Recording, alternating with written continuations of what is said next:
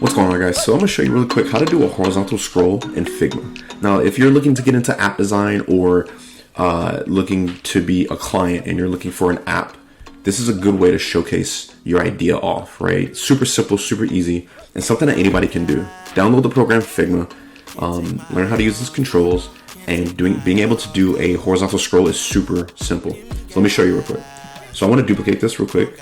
I'm going to hold Option, select both of them, right click, and add it to a auto layout view. So now I can just duplicate it, and now it's a full view.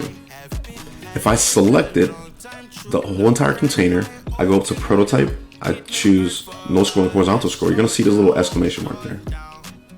With that said, let's go ahead and right click on this container, make a frame the selection, take that frame all the way over in, drag it over by holding command and drag it over, and then now I just created a horizontal scroll container. Now, what you want to do is that you have this whole entire container selected. Go over to the overflow under prototype tab, overflow scrolling. This time we're going to do horizontal scroll this time, but you'll see that exclamation mark is removed. So now it's a full horizontal scroll. And if I go in here within that thing we set as an auto layout view, it's now within here and I can scroll through. Only way you can see that is if this is a prototype or within the prototype view. So I'm going to go up to the top, select the entire frame or the entire wireframe, go up here and go to flow starting point, hit the plus, and I'm going to rename it to prototype test. Okay, now if I hit play, it takes us over to another screen.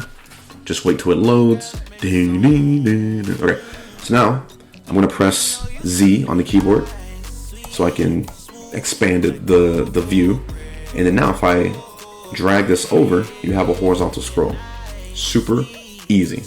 I hope that helped, guys. This is specifically for people who are getting into the app design field, or if you're a client and you're looking for basic controls, basic prototype tools to, get your idea out there.